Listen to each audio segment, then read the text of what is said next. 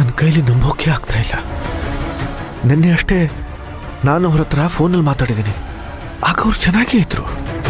ಇದ್ದಕ್ಕಿದ್ದ ಹಾಗೆ ಆತ್ಮಹತ್ಯೆ ಮಾಡ್ಕೊಂಡಿದ್ದಾರೆ ಅಂತಂದ್ರೆ ಏನರ್ಥ ತಾತ? ನನಗೆ ಯಾಕೋ ಅನುಮಾನ ತಾತ. ಇದು ಆತ್ಮಹತ್ಯೆ ಅಲ್ಲ, ಇದು ಕೊಲೆ ತಾತ.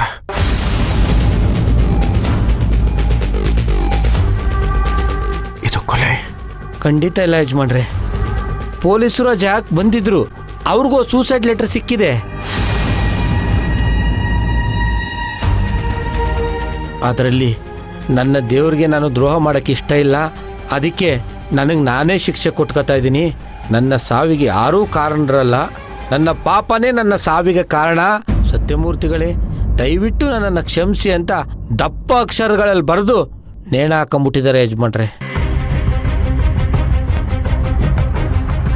ತಾನೊಂದು ಬಗೆದರೆ ದೈವ ಒಂದು ಬಗೆಯಿತು ಅಂತಾರಲ್ಲ, ಇದಕ್ಕೆ ಅನ್ಸತ್ತೆ.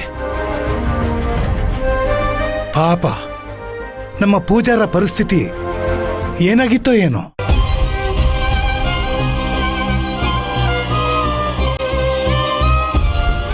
ಸೂರ್ಯ ಎಷ್ಟೇ ಆದರೂ ಅವರು ದೇವಿ ಆರಾಧಕರು.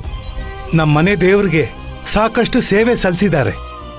ಅವರ ಮುಂದಿನ ಕಾರ್ಯನ ಖುದ್ದಾಗಿ ನೀನೇ ನಿಂತು ನಡೆಸ್ಕೊಡಪ್ಪ. ಆಗ್ಲಿ ತಾತ.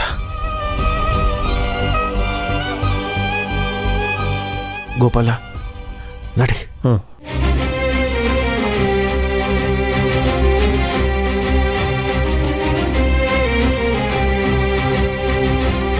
ತಾಯಿ ಜಗದಾಂಬೆ, ಅವರ ಆತ್ಮಕ್ಕೆ ಶಾಂತಿ ಕೊಡು ತಾಯಿ.